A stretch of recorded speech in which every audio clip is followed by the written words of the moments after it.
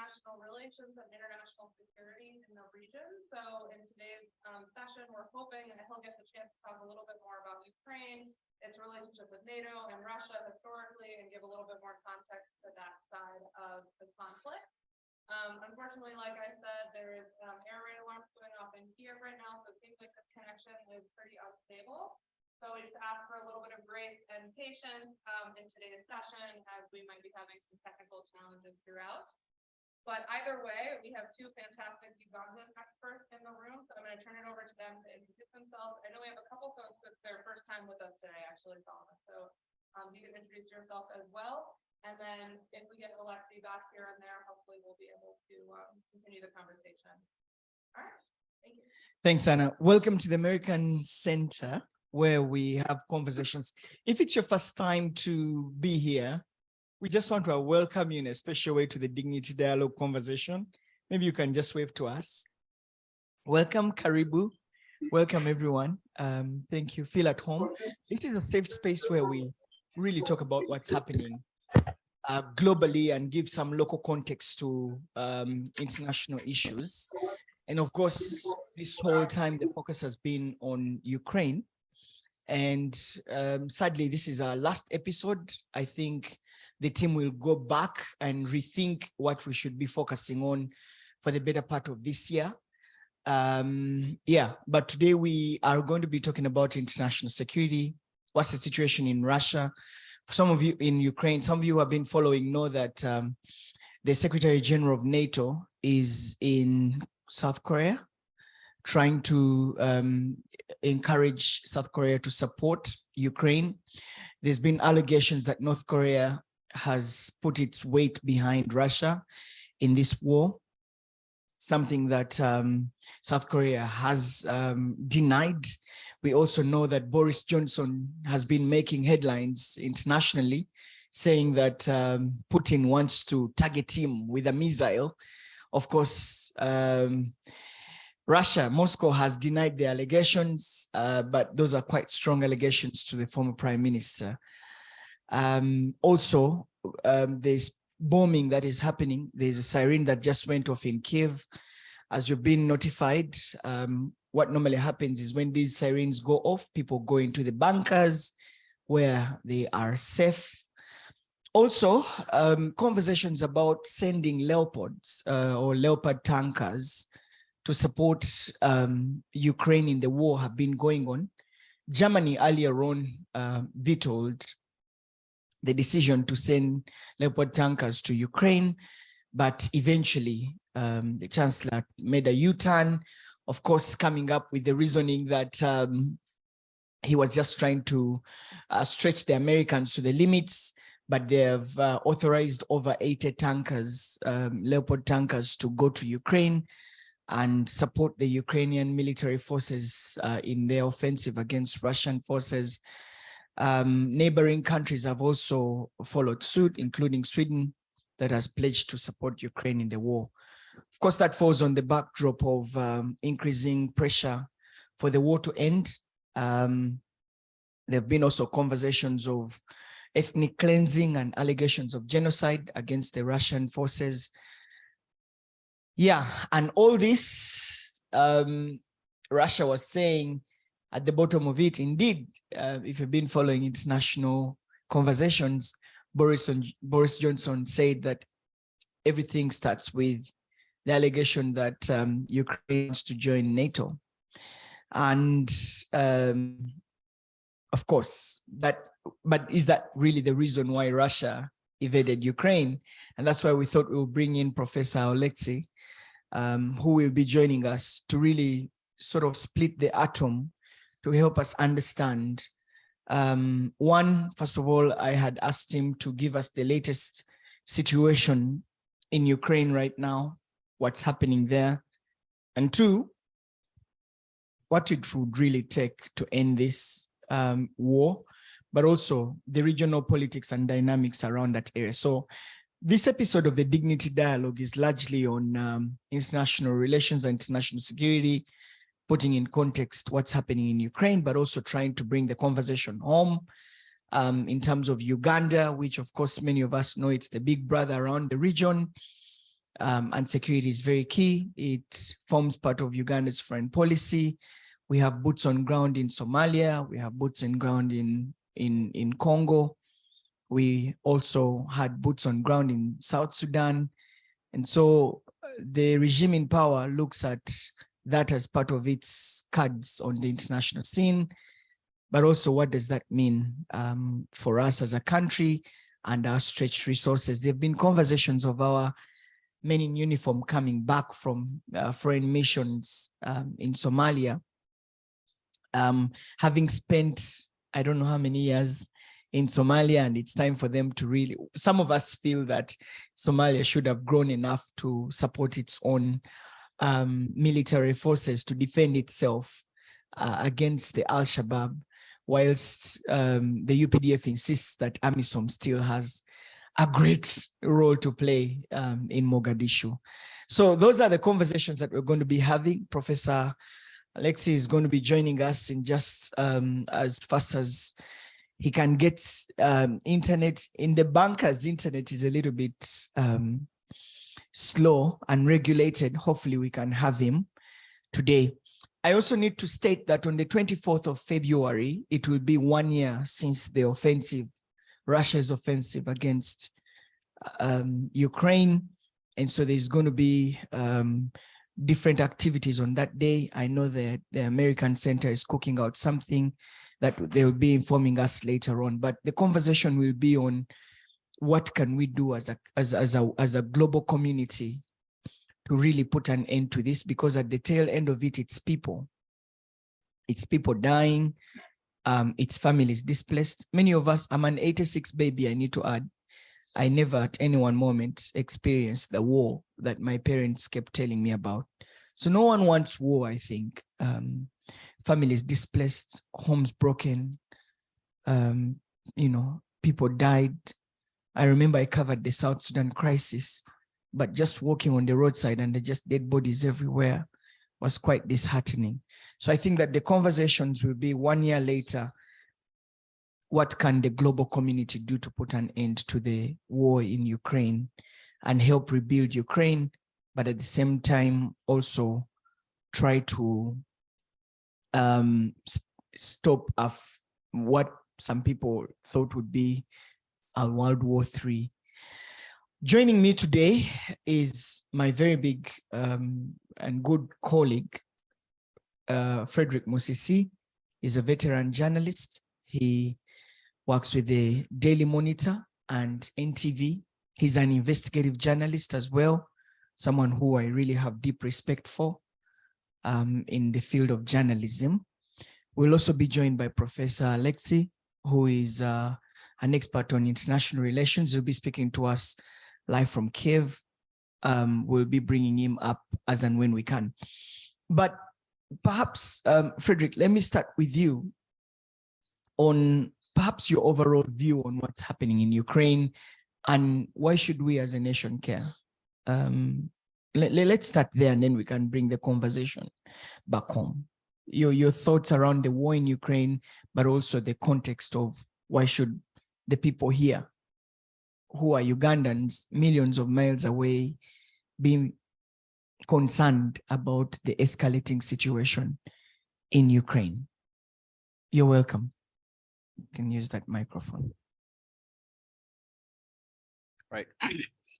Thanks for the warm, flattering introduction. To start with, I'm not yet a veteran. I'm in my 11th year though, as a journalist, pretty much still young, considering my mentors up there. One is doing 25 years. I was having lunch with one of them today and was doing 20 years, and I was like, Jesus Christ. I don't think, so the debate was like, should I give myself time or, but anyway, that's another conversation. My name is Fredrick, Fredrick Musisi. I work with the Nation Media Group. I work with the Daily Monitor, where I started out. And then I have one leg in NTV. If you're familiar with an investigative show called Panorama, so you won't see me there, but because it's more of an investigation, unlike my brother who to put themselves there. I prefer to do the work and other people take on the risk of taking a bullet or any other harm. So I let people voice the stories, really, for that matter.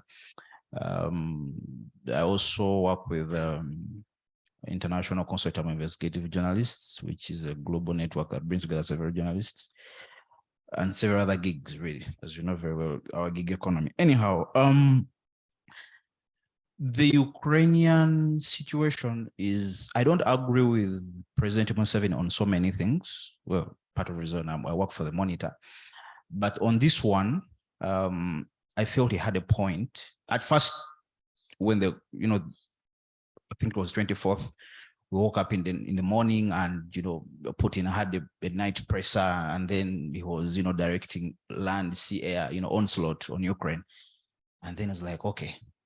At first it was, okay, this is probably the usual Putin trying to bully, the whole Europe around, or trying to, some craving for attention. Also, we thought it would then.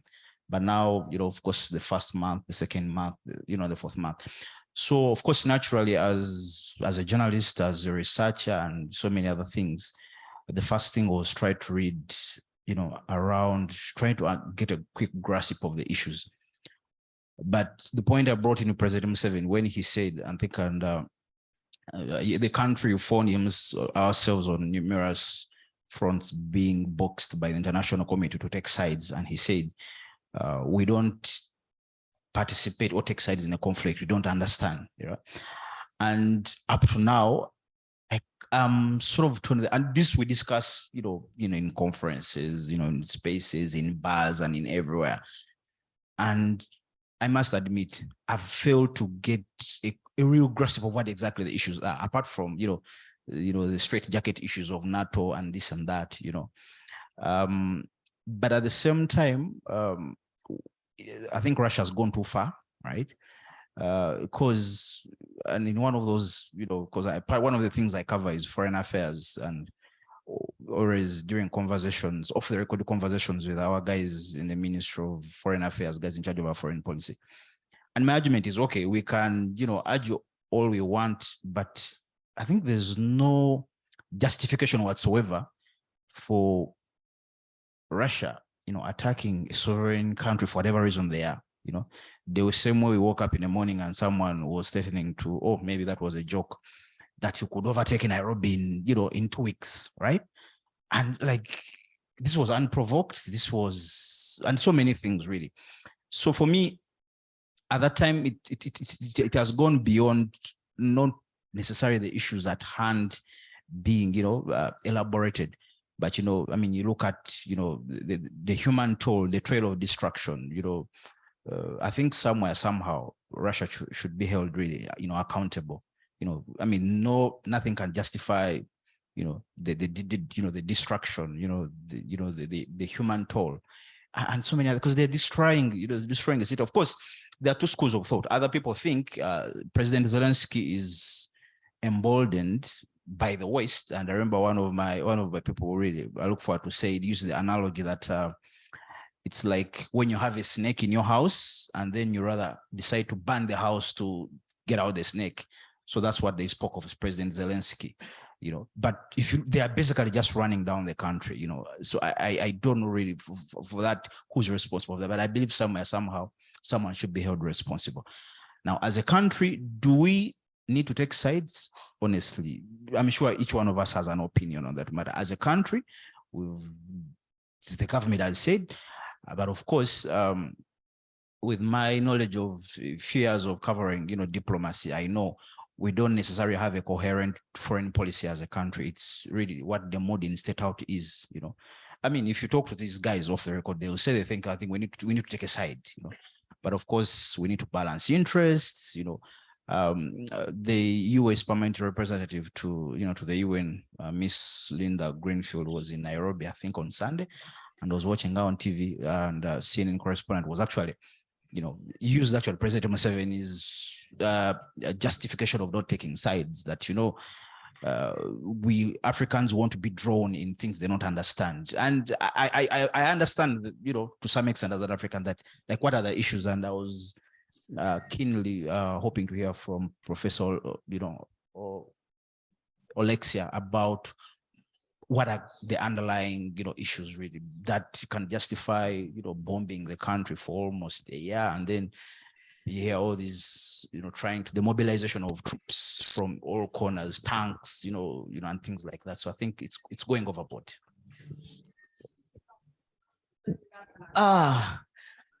Prof, it's good to see you. Welcome and greetings from Uganda's capital, Kampala, Professor Olexiy. Thank you very much for joining us this morning. Hello. Is it possible to say Jumbo? Jumbo in Uganda? Behind. Prof, first off, we've just been hearing that, you had, the alarm and you were running into a bunker. Paint for us a picture of what's happening in Kiev and also give us a broader picture at national level, what's happening in Ukraine, Professor. Okay, thank you very much. Yes, today there were 3 air alarms. And additionally, there was a blackout of energy in Kiev. So I tried to get to Subway. Subway is a shelter for Kievites, but unfortunately it was impossible to connect from there. So I decided to get back home, and suddenly the blackout stopped. So we have energy now, and I am happy to be with you. Regarding what's going on in Ukraine, 1 year of the war. So Mr. Putin, his idea was to seize Kiev in 3-4 days. He thought that Ukrainian state would collapse, but didn't happen. Ukrainians are united more than ever. And basically Russian plans collapsed. They couldn't take any regional center of Ukraine, with the exception of Kherson in the south, and now Kherson is also liberated. So Ukrainians started counteroffensive, which was successful, but now still there are very, very difficult and bloody battle, which is in Donbass. Putin actually cannot win the war on the ground, as I have said. So what he is doing, he is bombarding all Ukraine. He is bombarding civilians. He is bombarding energy infrastructure in order to intimidate Ukrainians and make them some concessions. Ukrainians are not ready for that. As I have said, Ukrainians are ready more than ever. They attacked without any justification, Look, what is important to understand in a broader context? Ukraine gave up its nuclear weapons. Our nuclear arsenal was the 3rd largest in the world, British, French, and Chinese combined together. We gave it up in exchange for the guarantees of our territorial integrity from the United States, the UK, and guess what was the 3rd power which provided us with guarantees? Guess. It was Russia. So you can easily check it, 1994 Budapest Memorandum. Russia promised not only to respect our territorial guarantees, but guarantee it. And in 2014, Russia attacked non-bloc and denuclearized Ukraine. So the war started in 2014. This was the first Russian attack. And in February last year, we had the full Russian offensive. There's no justification. So imagine if you're talking about African countries, and sometimes we may hear, okay, this is not our war, we are neutral. Look, imagine that any of African countries is attacked by another country which denies the existence of your country and which denies the existence of your nation. Because that's exactly what Putin is saying. Putin is saying there are no Ukrainians as a separate nation. And, he openly revealed, and his people around him, they openly revealed the plans, crazy plans. Look, I'm quoting, de-Ukrainianize Ukraine. De-Ukrainianize Ukraine. So that's why for us, this war is, it's existential war. It's war about our existence as a free nation. We are fighting for freedom and for our territorial integrity, nothing else. So if Russians would leave Ukraine, the war would stop. In conversations, I don't know if it's misinformation or disinformation, that one of the reasons why Russia attacked Ukraine was they thought that Ukraine had applied to be part of NATO, and that they were trying to avert that. Is that true, Professor Olexiy? Who is saying that? I just wonder, whom are you quoting? Well, again, it's things we read online. Who is saying that? No, Prof, it's that Ukraine wanted to join NATO, that's why we are attacking you. Who is saying that? Russia. Russia is saying that. Okay, first of all, for all the free countries, you know, it's for them to choose what alliance they would like to join, okay? But actually, Russian propaganda is lying. Why? Again, I have said to you, in 2014, Russia attacked non-bloc Ukraine. We were officially non-bloc country. Only minority of Ukrainians, to be exactly 12%, wanted to join NATO. Most of Ukrainians didn't want to join NATO. And we thought that we could be friends with every state, and Russia guaranteed our territorial integrity. However, no NATO soldiers, no bases, no missiles in Ukraine, no. But Russia attacked in 2014. The attack started in 2014. So what Ukrainians decided, if you are attacking us, we need to find some support. That's why Russia, by its own hands, created pro-NATO majority within Ukraine, because Ukrainians were attacked by Russia in all the violations of Russian obligations. So after 2014, the moods in Ukraine totally changed. Having said that, in 2022, when Russia started full-scale invasion, again, Ukraine wasn't a member of NATO. There were no NATO bases, soldiers, and missiles in Ukraine. And now we are fighting, well, our soldiers are dying, not NATO soldiers. We are fighting alone. But yes, we receive support from Western countries, not only Western countries, by the way. We receive support in different forms. You know that in the United Nations, 144 nations supported Ukrainian territorial integrity, and only 5 nations supported Russia. I will give you another example, which is very close to what's going on in Ukraine. Saddam Hussein attacked Kuwait, and he said, there's no Kuwait, it's Iraq. That's basically what Putin is saying. He's saying there's no Ukraine and Ukrainian nation as a separate nation from Russia. So he's saying this is Russia. Okay, so what happened when Kuwait was occupied by Iraq? The world joined forces, including Arab countries, to liberate Kuwait. So again, now we are fighting alone. Ukrainian soldiers and civilians are dying for the independence of Ukraine. But yes, we are asking for support. We are asking for support in different forms: military, weapons, financial, economic sanctions against Russia, and diplomatic. Please raise your voice to stop aggression. And by the way, in 1945, Ukraine was a founding member of the United Nations.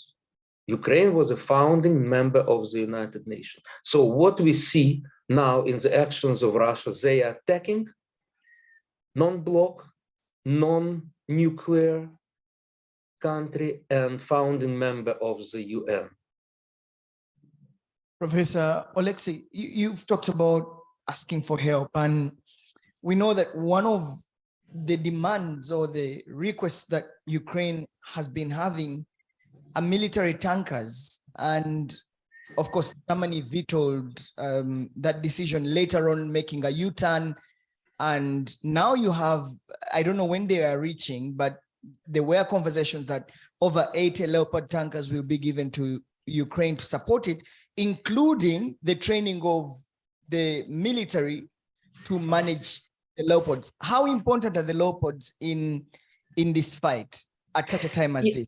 You are talking about tanks specifically? Yes, the Leopard tanks that Germany. Leopard.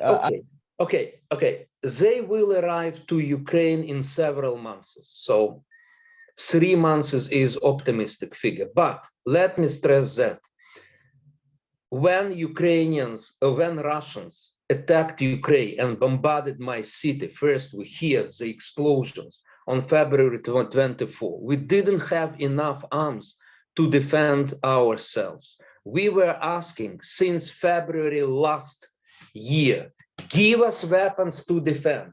We understand that NATO is not going to fight for us because we are not a member of NATO. So NATO countries are not going to fight for us. Moreover, NATO countries are very cautious because they don't want to be, they don't want confrontation with Russia, actually.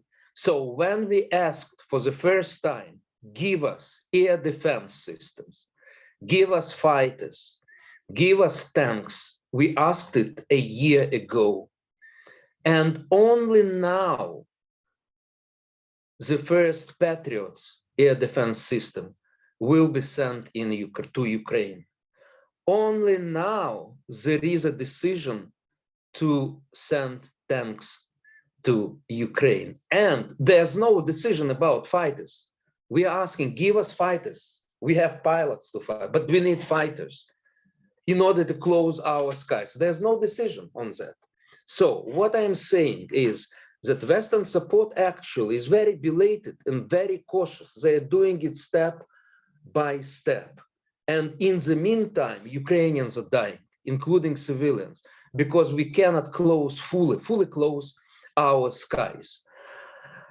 So support, international support is coming. It's very important. It is belated, unfortunately. But without this support, even belated support, it would be very difficult for us to fight. So we appreciate all the support which is coming. For example, there was a decision of Morocco, and Morocco decided to supply to Ukraine Soviet-type tanks, which is also of help for us. It's not modern, but still, we also need it. So we welcome this move. Professor Olexiy, do you feel that the world has let Ukraine down? Pardon me? Do you feel that the world has let Ukraine down at the time that Ukraine? No. Look. I have explained it. The simple answer, no. The simple answer. Again, we have support. And without this support, it would be very, very difficult for us to fight. But this support, as I have said, if we are talking about economic sanctions and military support, this is belated. We are receiving, but it's good it's coming, better late than never. If we are talking about financial support, this is really timely, I would say, because half of the country is devastated by the war. Every third Ukrainian, had to leave the home. So in total, 20 million Ukrainians, every third Ukrainian. So you understand that the economy is very destroyed. And we understand that without international support, economy will collapse. So that's very much appreciated. We appreciate diplomatic support in the UN. Again, as I have said, 144 countries supporting territorial independence of territorial integrity of Ukraine, and only 5 countries which are supporting Russia. This is very important. These are very important figures. But as I have said, for example, in Africa, we know that Africa is roughly divided. Half of African countries is supporting Ukraine diplomatically at the level of the United Nations. And half of African countries just saying, no, it's not our war, and abstain. And I would like to tell you that this is the wrong position. Why? First of all, I have explained to you that if you are attacked by your former colonial empire, and this colonial empire denies your right to existence, what would you do? You would defend your freedom. That's understandable. But the second point is that because Putin started this war, the global consequences of this war are huge. And you feel it in Africa. Rising prices for energy, for fertilizers, for food. A lot of people are starving. This is direct result of the war, because Ukraine is one of 5 greatest exporters of food in the world. And now it's difficult to continue. We are continuing to supply it, to perform our contracts, but it's very difficult for us because the whole Ukraine is under bombardment. So this is a threat, you know, the threat of starvation, which is in Africa and in other countries of global south. I will give you one more example. Look, never ever in history, nuclear power station is occupied by foreign power. Do you know examples, guys? Do you know any example that nuclear power station is occupied by foreign power? No, because there are no examples. And first Russian occupied Chernobyl, the very tragic place for us, for Ukrainians, because there was a nuclear catastrophe.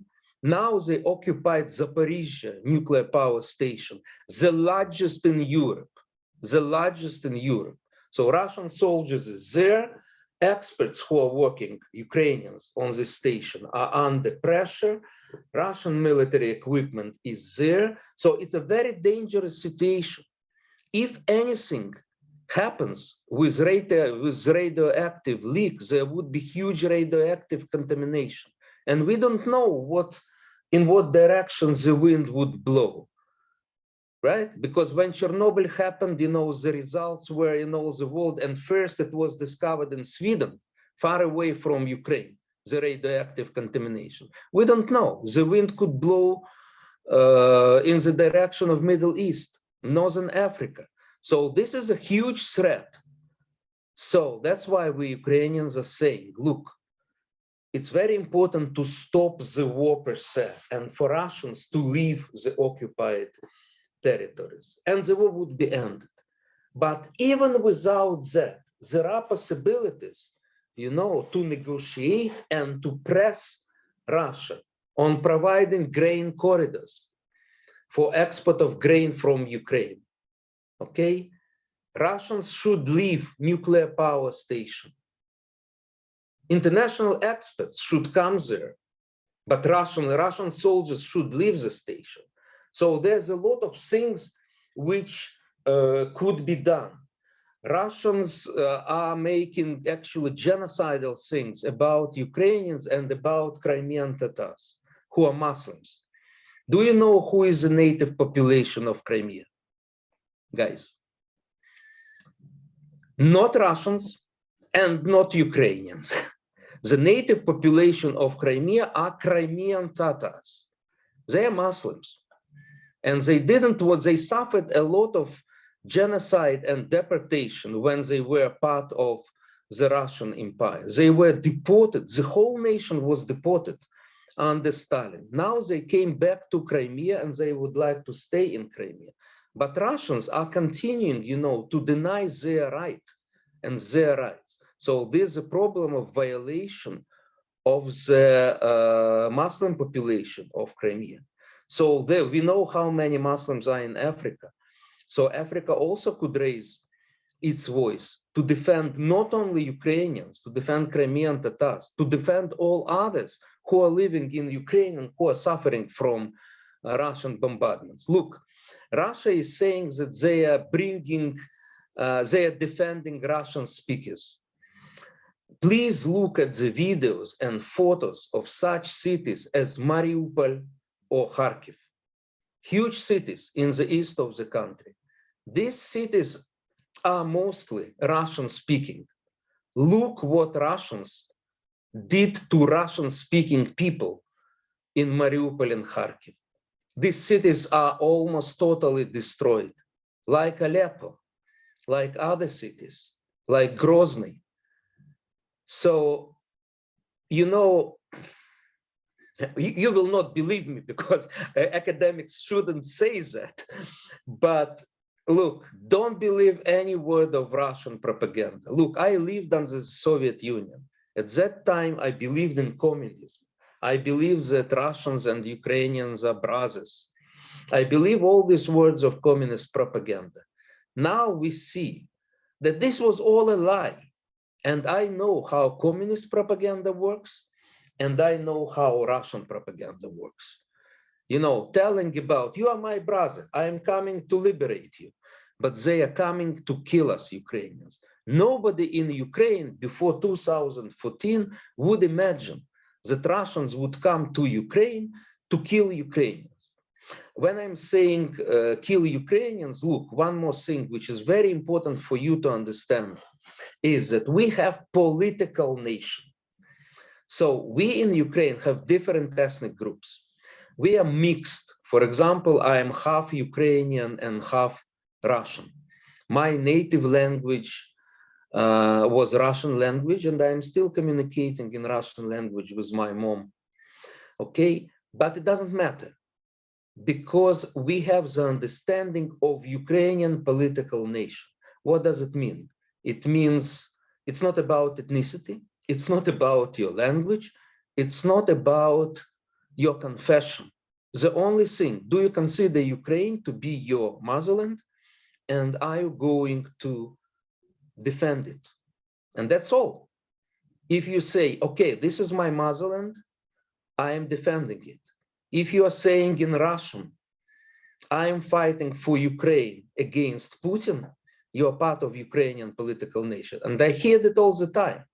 Guess what are the languages in Ukrainian army? Ukrainian and Russian. Look, people speak both languages. They do not care, but they have the idea that this is our country which we would like to defend. That's But what means to be Ukrainian political nation. Prof, that there has now changed. I've talked to a couple of people who are in Ukraine right now who are saying they now are pushing for spreading the Ukrainian language amongst the population so that they can, you know, grow that national pride. You know, before it was okay for you to use Russian or Ukrainian. Now, many of the Ukrainians now are telling their children, they are learning, teaching their children who perhaps hadn't grasped the Ukrainian language very well to learn Ukrainian language and speak it more often so that there's this sort of solidarity. Are you having the same feel? No, look, first of all, nobody is punishing you for speaking whatever language you speak. So I just came from the shelter and there are all the people who are speaking Ukrainian and Russian language, doesn't matter. Okay, we communicate with each other. We don't know actually who is speaking. Who are you? Are you Ukrainian? Are you Russian? We don't know. You know, there's no difference. Some Ukrainians may speak Russian language, some Russian may speak Ukrainian language. Those Russians who are living in Ukraine, who grown up in Ukraine, they are fine. They're fine. This is part of Ukrainian nation. Okay. So, and regarding the changes, look, actually what Russia did in 2014 and what Russia is doing right now, actually it stimulates the Ukrainization from below. So it's not imposed on people that, oh, you need to speak Ukrainian language, because Minister of Foreign Affairs of Russia, Mr. Lavrov, he is saying crazy things that if you speak Russian in the streets of Kiev, you will be beaten. This is crazy lie.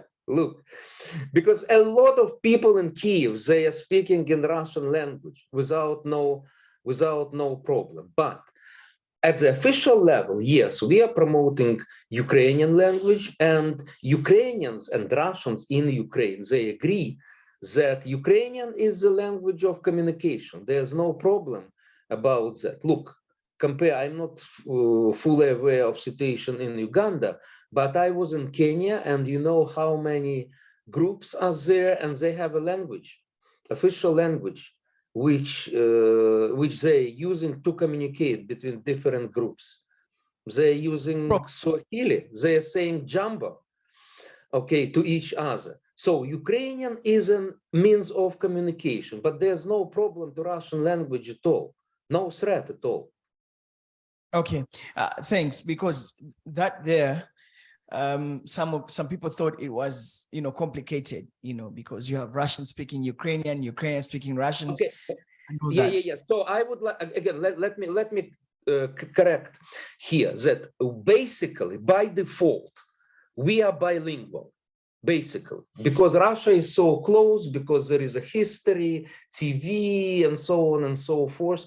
So we know Russian language by default. But it's wrong to say, well, there are Ukrainians speaking Ukrainians, there are Russian speaking Ukrainians, and there is a, schism. They're fighting each other. No, not at all. Very often on TV, even on TV, you may see one people is speaking Ukrainian language, the other is speaking Russian language. It's not a problem. It's a usual way of communicating also in the streets. There's no problem about that. Okay, thanks, Prof. I'm just going to ask you, sorry, I've not come back here because I'm not sure whether we will lose Prof or not, but we'll come back. Prof, let me just ask you, earlier on you told us about 12% of Ukrainians were interested in joining NATO.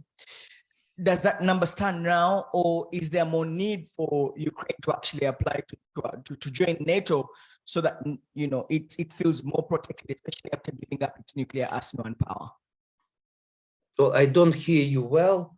So okay, you said, can I come again? Can you hear me now? Yes. Okay. So on the onset, you said, before the war, about 12% of Ukrainians were interested in joining NATO. Has that number changed? Is Ukraine now rethinking its strategy of perhaps applying to join NATO so that, it feels more like protected by its allies, unlike how it was? Is there interest from Ukraine now to join NATO? Yes, that's clear, because of Russian attacks. Okay, so it's important for you to understand the sequences. Russia attacked Ukraine not because we wanted to join NATO. No, Ukrainians didn't want to join NATO. But after Russia attacked Ukraine, and especially after this invasion in February, there is a 90% support in Ukraine to join NATO, because we would like to find security umbrella. Russia attacked Ukraine when it was non-bloc country. So we were not member of NATO, there was no threat to Russia, and Russia attacked. So that's why we want to have this security umbrella. But we understand, look, this road to NATO would be very long. And for the time being, we are fighting ourselves. So we are to rely on ourselves, on our own army. But we need Western support. So if we are talking about NATO, it will not happen tomorrow. It will not happen in several days. And the reason is because NATO countries do not want to accept a country which is in war with Russia, and they do not want to complicate relations with Russia. As I have said, despite what Moscow is saying about aggressive West, the West is very cautious about it. They do not want to be provoked into the war with Russia. So they are not ready to accept Ukraine right now, and we understand it pretty well. So we rely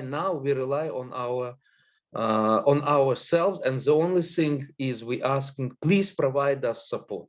We will defend ourselves. Prof, just one last one before I can come to Fredrick.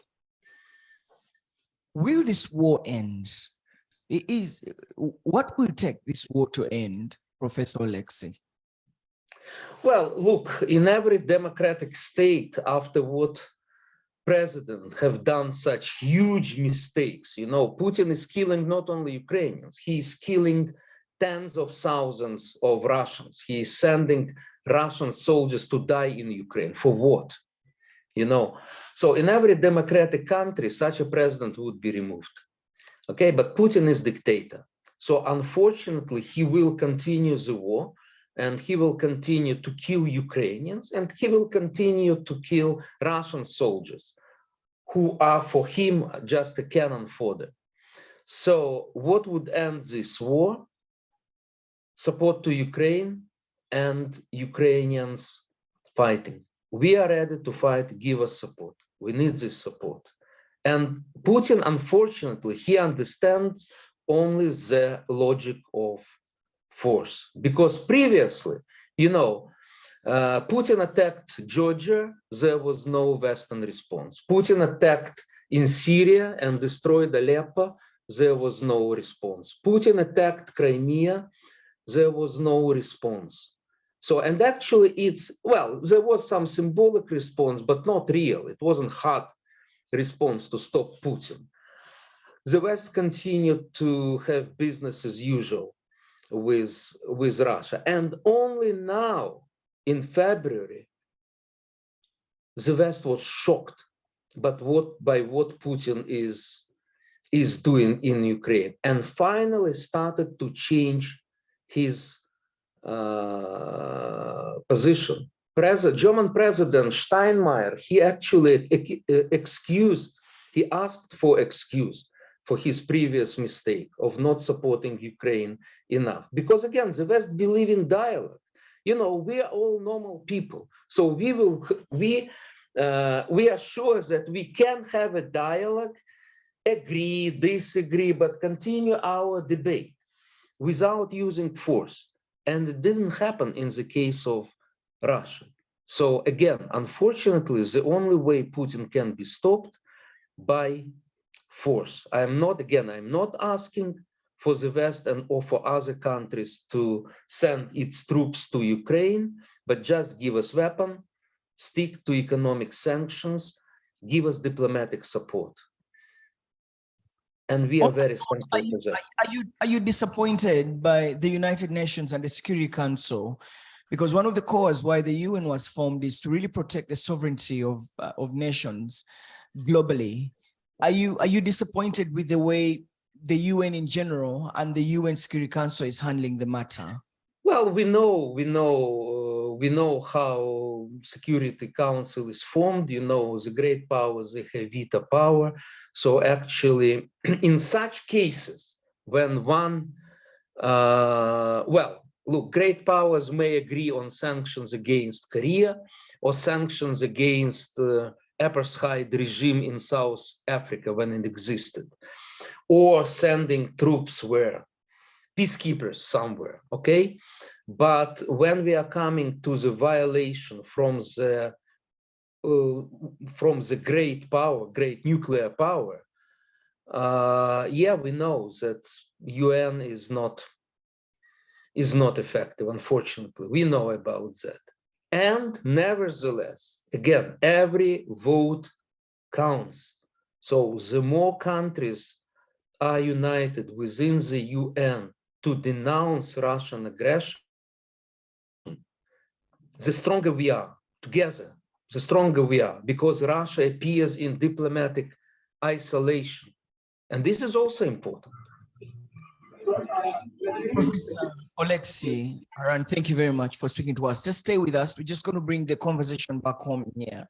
Okay, I will stay just a moment. I will reconnect because now I'm connecting from my mobile. I will reconnect from my computer, and I will be happy to participate in Q&A session. Okay, thanks, Prof. We'll get to have you.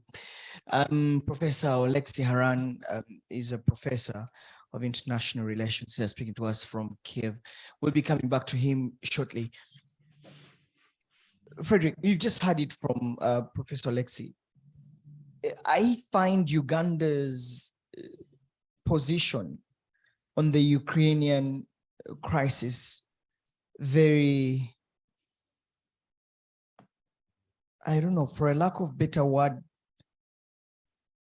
well, I'll not use it. When the Al-Shabaab attacked Somalia, Uganda sent its troops.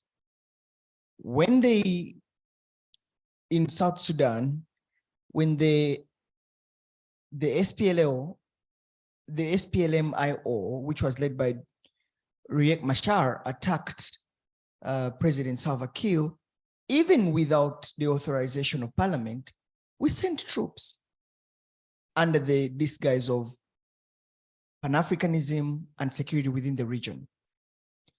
We have the biggest contingent of soldiers in Somalia. We have had sometimes men on ground in the Eastern DRC. When it is Russia attacking Ukraine, and it's time for Uganda to stand up at the UN when they were, voting, Uganda decided to abstain, which we know months later vindicated my tweet. We saw the Foreign Affairs Minister for Russia, Lavrov, coming into Uganda, and they had discussions with the president. Clearly, with all these anecdotes, and of course, Uganda is one of the countries that is going to take part in the Africa-Russia Summit, which is going to be in Addis Ababa. Clearly, it is not that we are, we don't want to get involved into a war that is so far away from us. If the interest at heart is defending the territorial integrity of a state, then you have to stand up to be counted. Your thoughts? Do you now want to rethink and review your earlier comments, Fredrick? Right. So first, there are issues here. Like I said, I mentioned in passing, part of the problem, Uganda, I think like several African countries, we don't have a coherent, foreign policy for that matter. I know very well for Uganda, it is really the mood at plot one, right? Our permanent representative to the UN has, on Twitter and in other public, spaces, hinted that, or rather proffered that the reason why Uganda took the fence-sitting position is because Uganda is the incoming chair of the non-aligned movement. I'm sure you're familiar with that.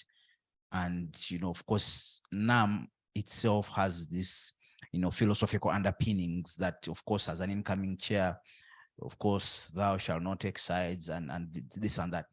But for me, the key thing here is that first, of course, you have to understand that besides not having a foreign policy, then that means that, and of course, we're talking about foreign policy, like for so many things, we're talking about President Museveni, really. The thing is then it goes back to interests. So you have Ukraine here, of course, they are the world net importer of so many things. But then you have Russia, and of course Uganda and Russia have bilateral relations which stretch back to decades, 60 years ago. So the thing is, at that time it's about, other than annoying the United States and its allies with an outright position of yes or no, you'd rather keep them guessing here there, but the writing is on the wall, clearly. So it's, I think, in the mind of then it goes back to like, in what comes out of Kiev, that what is in there for for our government. Clearly, I don't know any, apart from, of course, there might be a few things, you can check the statistics, but Uganda has a lot to gain from Russia, and of course very well in 2000, not so 2011, I think. Okay, our ties are really military and security and stuff like that, from when they invaded the treasury to buy the Sukhoi jets. And then as a result of that, we saw there's a Russian firm called Rostek, which was part of the consortium called RT, which government actually unusually had tapped for for the consortium, rather for the tender to build the refinery in 2014, a process which collapsed because at that time Russia had just attacked Crimea, as Professor alluded to. And Rostec was one of the companies which were targeted by the Western sanctions. Of course, that deal, collapsed, and so many other things. So we have so other than saying we are with you or not with you, I think for the government, you rather like we shall abstain. But the writing is on the wall. Clearly, of the lesser evil, you would rather choose. So I think then the message, of course, is there, and of course the international community sees this, of course, which wasn't surprising when Lavrov was here. And then, of course, then that was followed by the visit by Miss Greenfield. And of course, you saw when just last month when the president was at the US Africa Summit, he was among the few heads of state who got a chance for a tete-a-tete at the White House.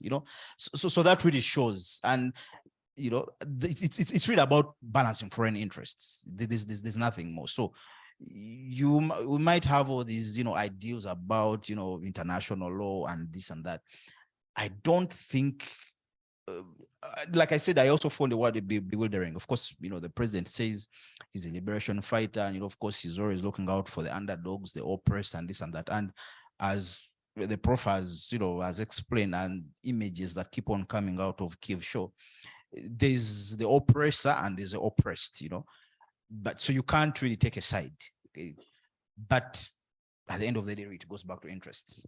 Are there consequences for Uganda's positioning on this war, for what it has, like for where it is? Are there consequences in terms of its bilaterals with those against the war? I mean, let's put this in context. The US it's all clear against Russia. The US funds the Ministry of Health budget to an extent of about 85 to 90%. The heavy investment that the Americans have in Uganda, funding, the UPDF at that, and also, it has been contributing heavily to the AMISOM troops in Somalia. There are interests here, and the president normally plays a very delicate balance. Well, some people would call him a very brilliant politician, but do you foresee any consequences for Uganda to take a middle ground, or perhaps in my space, when you stay silent, you are with the oppressor?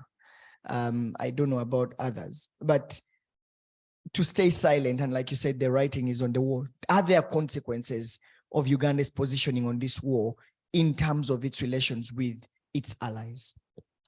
So look, there are really several ways to look at this. First, we have a government which has been in power for now 37 years, and Museveni's relations with with Washington, with Brussels, with Moscow, with Beijing, of course with the region, you will need actually a day to basically discuss each one of that. And what do I mean by this is that he knows how to navigate the terrain. Just last week there's a story I wrote on the refinery, which, sorry to the Americans, our hosts, the tender was given to Americans, but the American company had been beaten by the Chinese consortium. If you look at the due diligence report, the American consortium and the Italian firms had about, I think, 60 something. The Chinese consortium had about 83%. So the idea of that was that clearly, as in normal procurement, a playground that whoever scores highest in due diligence takes it all. And remember, there was a due diligence team that, of course, they met the president in 2017. And from what I read, there was one line that, you see, we need to give this tender to the Americans and the Italians. And there was only one word: to balance Uganda's foreign interests in the oil sector, right? Because at that time we had the Anglo-Irish Wildcat Talo Oil, which was predominantly English, so London is happy, they have a company here. We had then Talo farm down to Total, which are French, so the French are happy. And then, of course, we had Sinnock, so the Chinese are happy. And this Chinese Sinnock and Total are developing a pipeline, which you know very well. So at that time, the whole then bringing in another Chinese for a bigger project like a refinery, it was, discomforting, to the, not just to the due diligence team, but the president was actually quick to buy that, let's, and of course, from what I've gathered, of course, they are finding challenges to source of financing left and right. But the president knows it. I've confirmed, like, from multiple sources. But he likes to buy time. He behaves like he owns the clock in the world. So he strings along with it. They met in Washington. The newspaper was screaming, FID for the refinery is looming. But he knows they might not necessarily. But at the end of the day, the Americans want to be begrudging him that, you see, last time I'd given. They'll be happy, like, well, I gave them to them. They tried, they failed, they moved on. And in the same ways, there are so many other, Uganda for long spells has been an anchor man, for security in the region. This real story that, sure even a kindergarten should be told from even kindergarten. When the Americans failed in the, suffered, a bloody nose at the Battle of Mogadishu 93, President Museveni flew to Mogadishu, then which was ravaged. I think then he met Farai did, that name is familiar, about 96 thereabout. What was discussed, no one knows. But I think then the plan of Uganda deploying to Somalia started there and then. So at that time, 2006, 2000, so, and the president has he's a really clever guy. You gotta give it to him. He knows how to, knows when to, he will know something, but he knows when to do what, So at the time when the West, the US and the British, and the EU had become a thorn in the foot after the 2016 the term limits and things like that. He hatches a plan to, I remember those newspapers, then he flies, he meets George Bush in Washington. And next thing you know, in 2005, they send General Kayokare Haran now Dikolum to start planning the deployment. And subsequently, Uganda latched on the war on terror, and we've done considerable efforts in Somalia, that. Central African Republic, we needed on. We went there. South Sudan, we needed there. So at the end of the day, the Western powers will choose that, okay, would you want to fight someone who has been playing a brotherly role in the region for just a minor face sitting? I'm sure they have bigger fish to fly. So they can choose to close one eye. After all, Uganda is not the only country which has said either no or has stood by the fence. Dignity dialogues. Anna, is it time for people to talk back? Okay. Yeah. Professor Haran, do we still have you? Just check in before we take any questions for you. Okay, super. Okay, so because of the internet connection issue, I'm going to first ask for questions for our Professor Olexiy, and then hopefully Fredrick will be willing to stay a little bit longer and answer any questions. Who has a question for Professor Haran? Okay. Trying to think. I've taken your questions before, Hakeem. I know I have. Are you new here? No? Okay. Here. Please say your name and who your question is for, and then remember to keep it brief so we have time for a bunch of questions. I thank you for the opportunity. My name is Eddie Tamaguzi. My question goes directly to the professor about the Ukraine-Russian crisis in the contemporary changing environment. Now, let me talk about foreign policy. Foreign policy is a country's strategy in dealing with other nations. Then we have got what we call national interests. Countries, states have got different national interests. Right now, we are seeing Ukraine is at war with Russia. All this is about the interests and not respecting the sovereignty of other states. Russia is a state and Ukraine is a state. Now, once a state does not respect the other states, that's where the problem comes from. Here in Uganda, we are, most of the time, we welcome everyone. Our country is hospitable. We welcome everyone to an extent that we are now celebrating 60 years down the road with different embassies. We have recently, we are celebrating 60 years down the road with Uganda's relationship with the US, China, so on and so forth. Likewise, also Russia is also celebrating the same. Now, what strategies, Professor? Yes, good enough, attention is back. What strategies, Professor, can you put the end, to put a stop the end of this conflict between Russia and Ukraine? Because, maybe a microphone, because if you don't stop the root cause of this war, that means more refugees will come. And the impact of refugees, you know, it is, has some issues with them. Okay, thank you. All right, so just to repeat, Professor Haran, what strategies can be used to bring an end to the war with Russia from the Ukrainian side, other than what you've already shared today, or maybe reiterating some of those points? Yeah, first of all, thank you very much. First of all, about national interest. I think the war which Russia started is not in Russia's national interests. Before 2014, Russia was a member of G8. It was a respected member of international community. Russia had quite high image in Ukraine. Russia had business with the West. Everything was fine. In 2014, Russia made annexation of Crimea. First annexation in Europe after World War II. Previous annexations were made by Hitler and Stalin. And then Russia proceeded with aggression. So basically we see that Russia now is in isolation. Is it in the national interest of Russia? No. I believe waging this war is not in the national interest of Russia. But this is in interest of a dictator who would like to keep his dictatorship, and he would like to restore the former Russian Empire. That's why we have a war. That's why.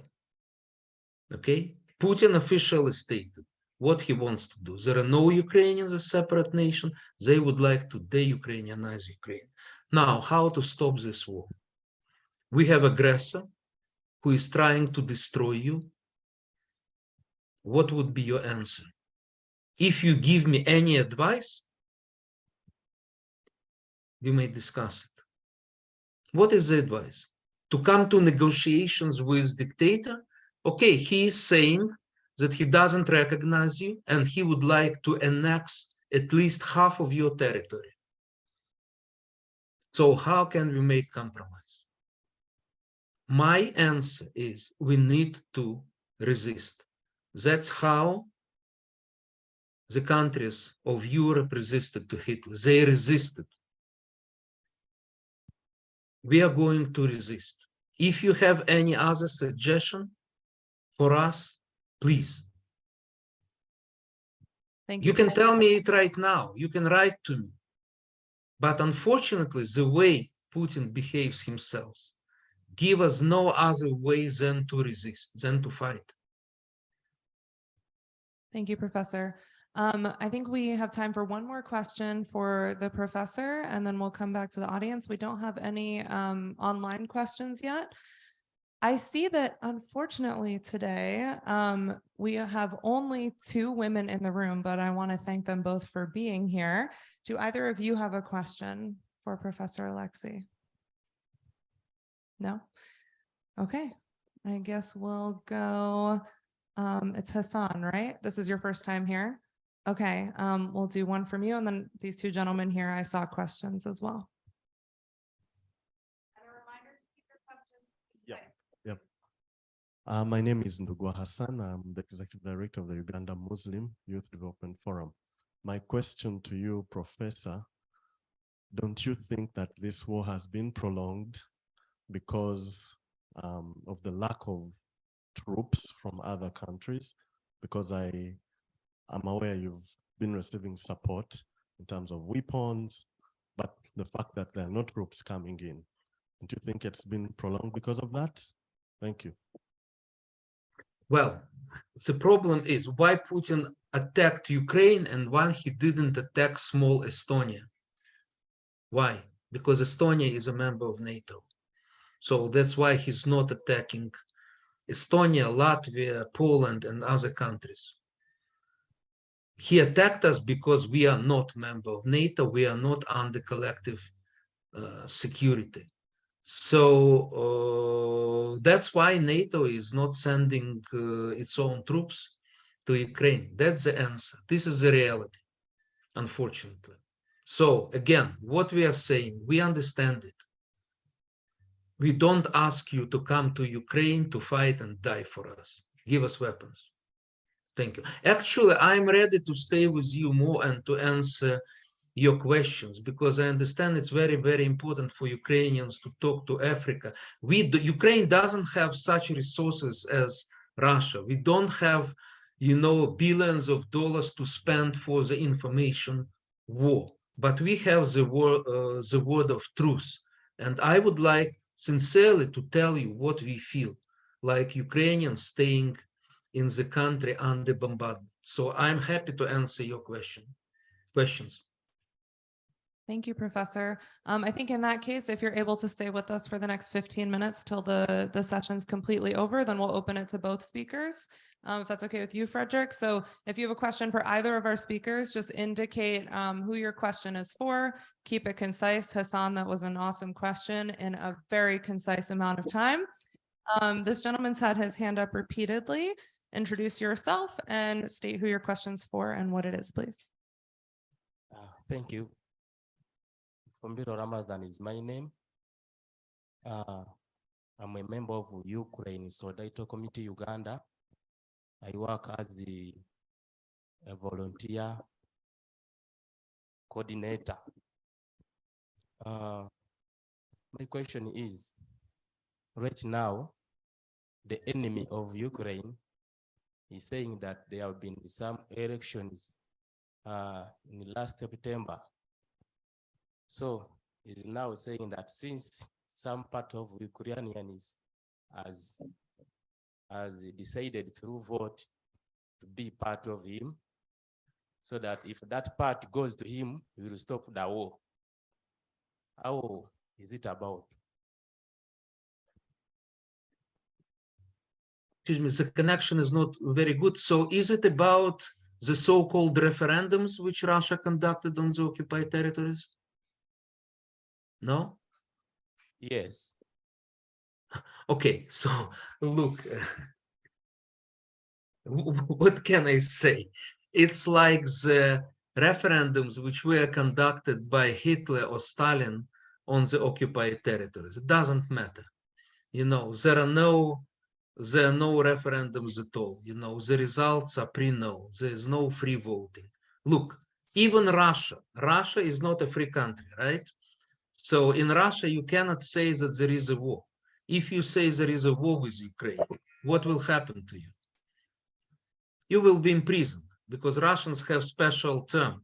They call it special military operation. If you say this is war, you will be imprisoned. That's about Russia. No freedom, no free speech. So what the territories which Russia occupied, Russians created totalitarian regimes there. So could we have no free speech? Ukrainians are killed, deported, our children are deported to Russia. How can we talk about so-called referendum? It's just a bluff, It's just a bluff. So don't take it seriously. Thank you.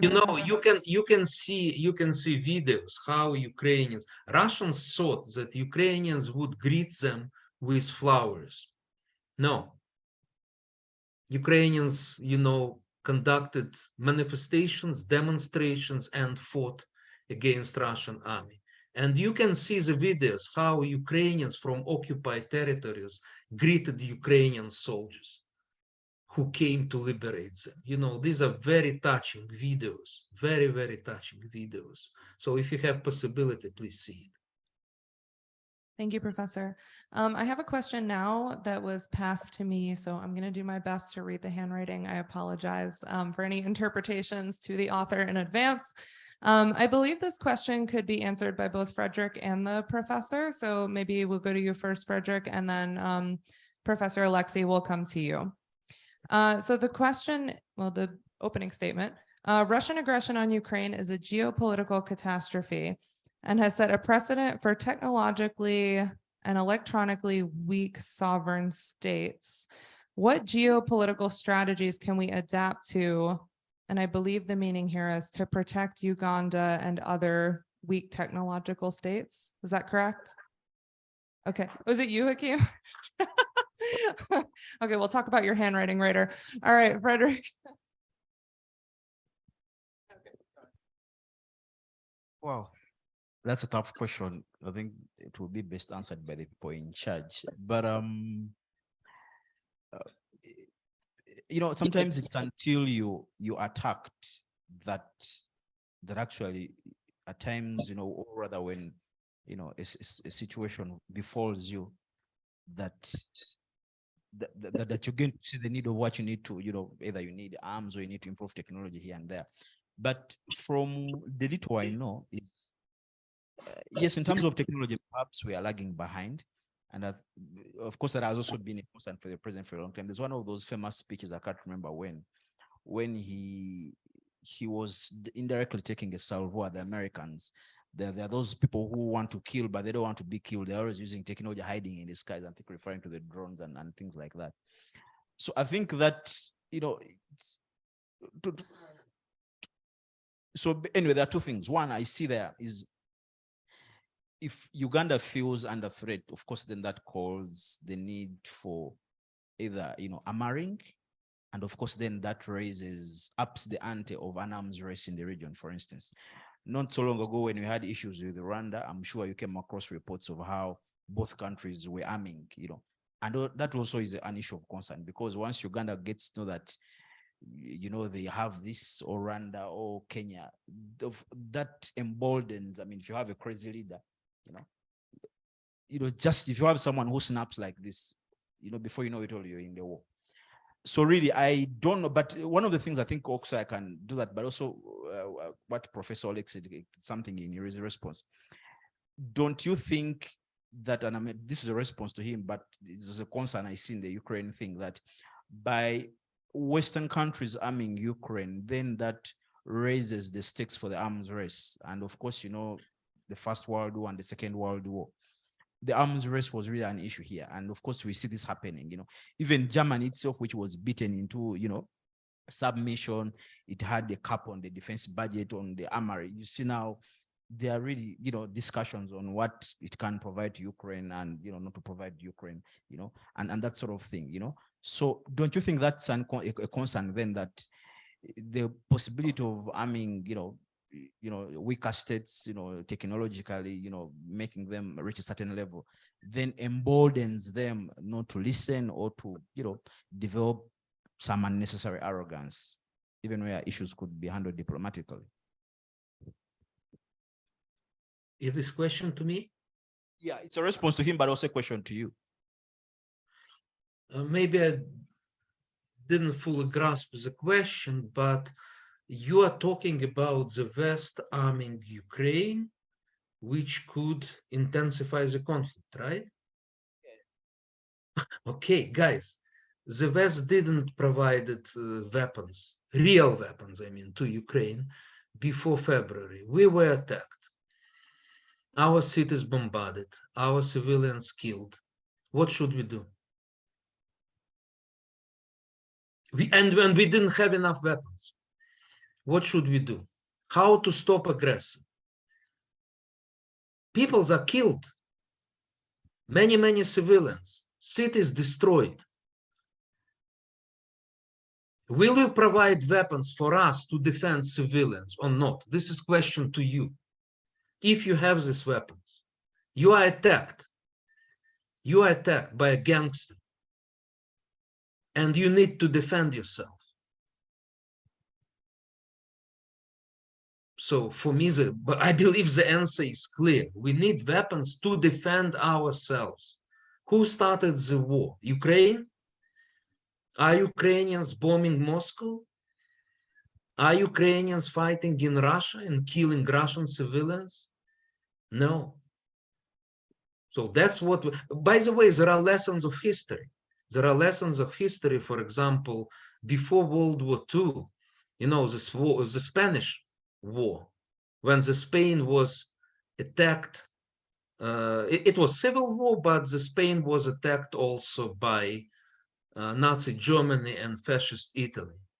And England, well, sorry, not England, the UK and France, they didn't provide weapons for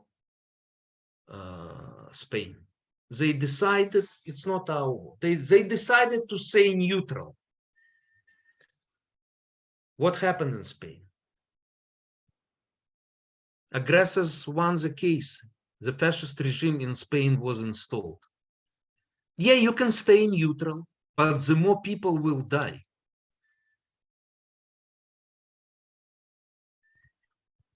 Look, Thank this you, is a Professor. very, you know, tough topic for us, for Ukrainians, because that's what we are asking our partners all the time. We are dying, we are bleeding by blood because of the Russian arms. Give us air defense system, give us fighters, give us tanks to stop aggressor. Thank you, Professor. I believe we have about 5 minutes left. That clock's a little bit fast. So I want to give all of our panelists the opportunity to just say a few closing words, anything that they'd like to share with the audience that hasn't been shared already. And then I will have a few words to say myself. So Fredrick, I'll pass it to you first, and then Olexiy, and then maybe Solomon, you can wrap us up. So to start with the first point, and I still go back to him,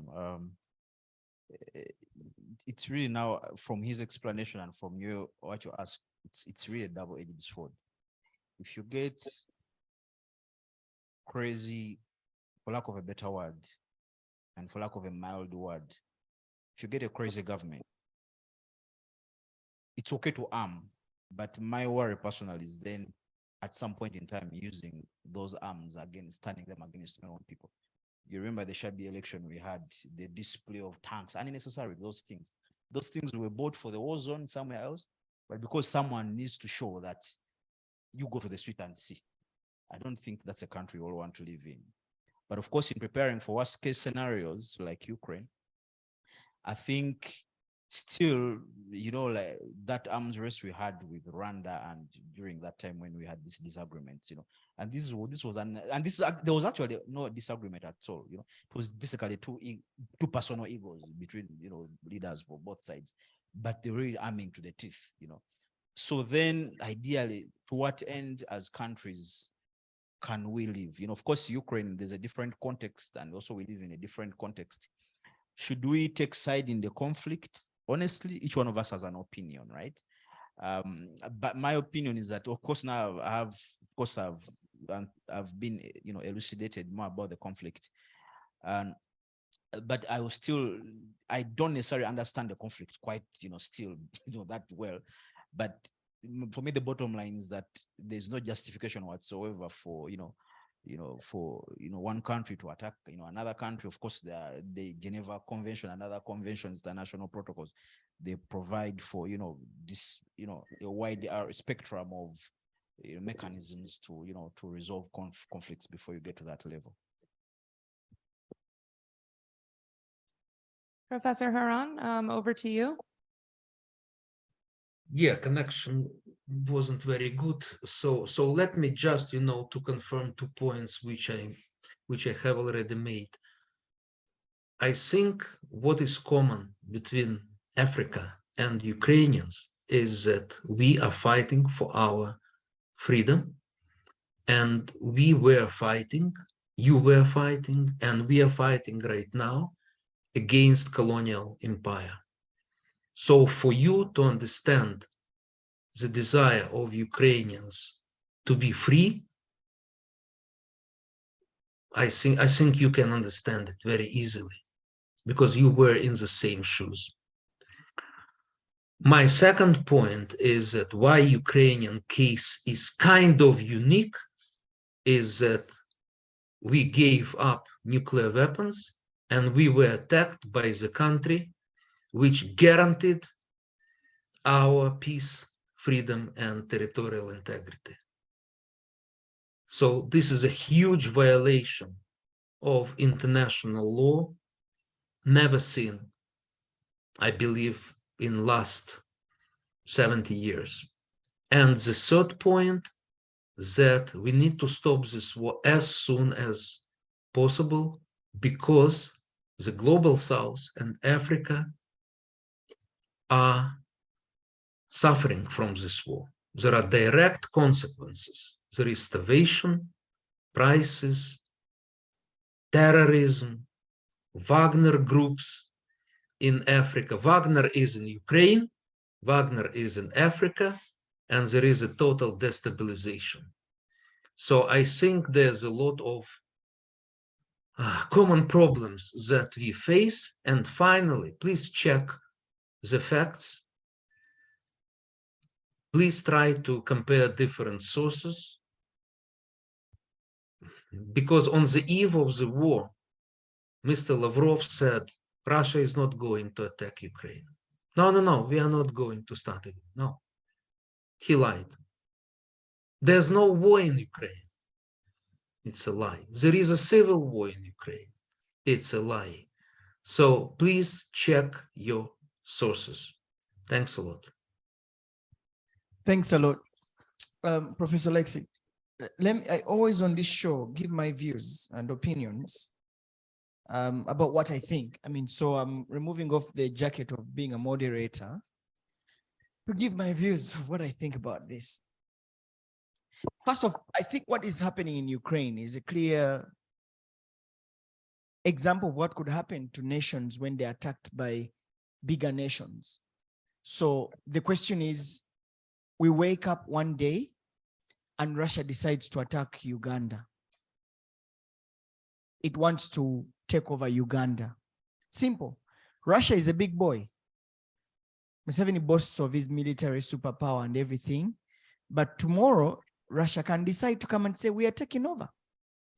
And so because of Uganda is not a NATO country and all that, the world will look on and we will die.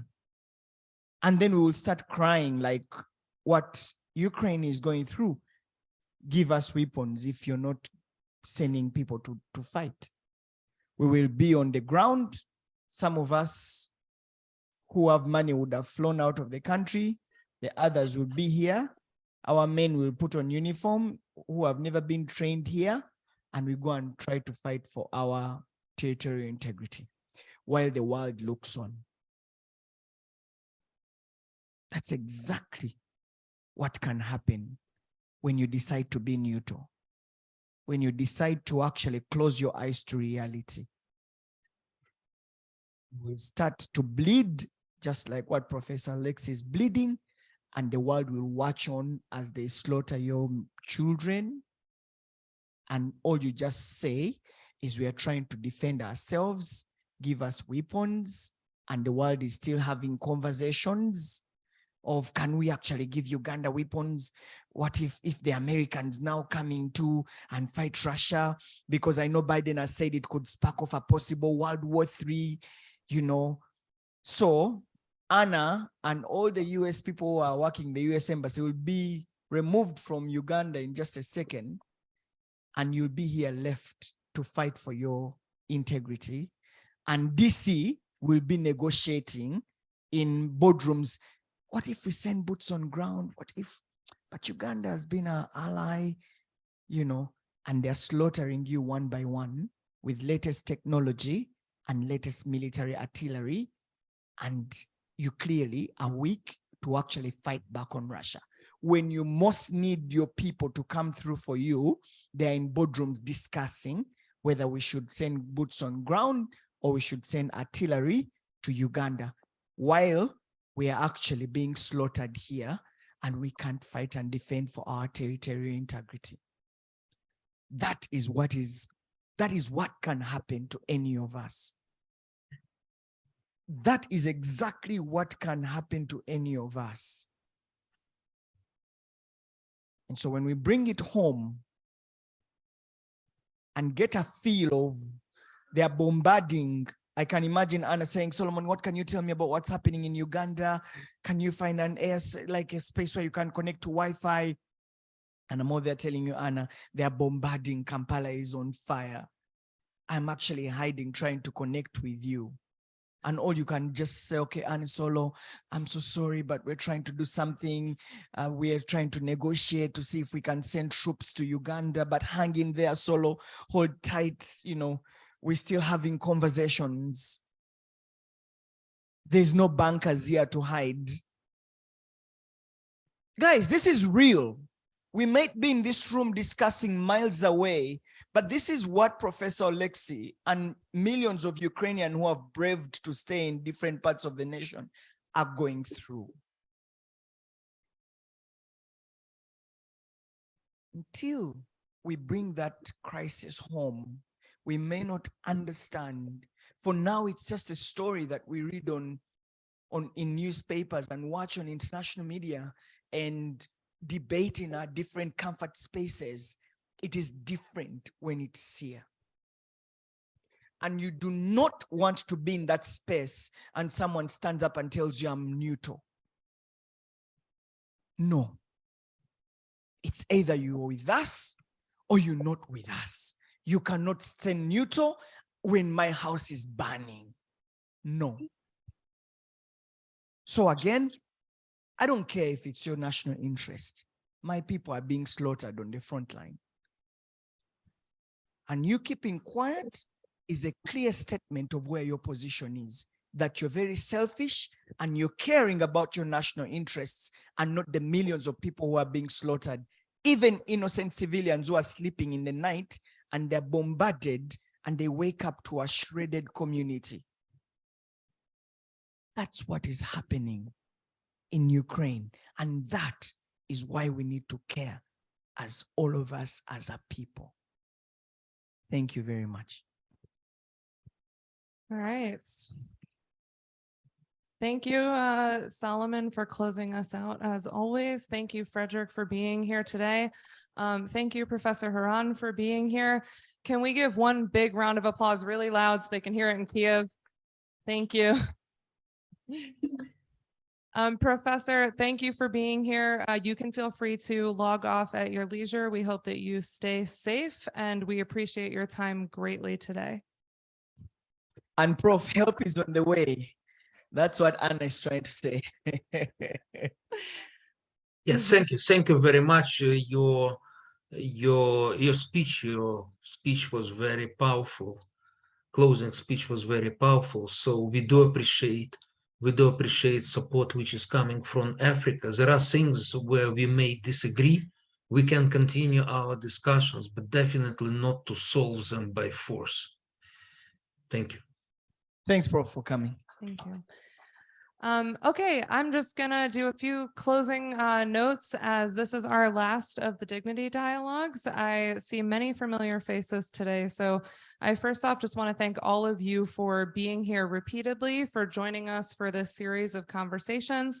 I know many of you have been to 3 or 4 or even all 6 of these, and I hope that it's been worthwhile. I just want to put a quick plug in. I saw some of you taking the survey on the iPads. That survey is different than the other ones we've given. So this is something that we look at to try to understand the whole series. What did it mean for you? Was it impactful? What can we do better next time we try something like this? So we will be doing a raffle as well, some giveaways of just American Center stuff, maybe a book for those of you who do fill out the survey. So please make sure that if you haven't done it, you either stick around, grab an iPad and do it here, or I'll also be sharing it on email after this and in the WhatsApp group. So it really does help us out when you take those surveys. So please, please, even if you haven't taken the other ones, do take this one. With that, I just want to say thank you so much. Thank you, Fredrick, again. But I also want to say a special thank you to Solomon, who's been here for all 6 of these series now. And Yeah, you can clap. Give her an applause. He was online. He was there. I think Solomon's participation has really given us a line across these conversations to connect them and to keep some perspective from a bigger picture, looking at all of these different diverse topics that we've covered over the last 4 months. So can we just give him a big round of applause as a thank you for his hard work? And then the last thing I will say is that we're hoping to stay engaged with you all. So please keep an eye out. Once we get the feedback from your surveys, we'll be thinking about other ways to stay engaged on this topic. So we're around, look for more communication from us. And once again, just thank you for your time and thank you for being here. All right. Have a good night. Oh, and please thank Bob, who has been behind the tech of this the whole time. Dealing with unstable Ukrainian internet connections.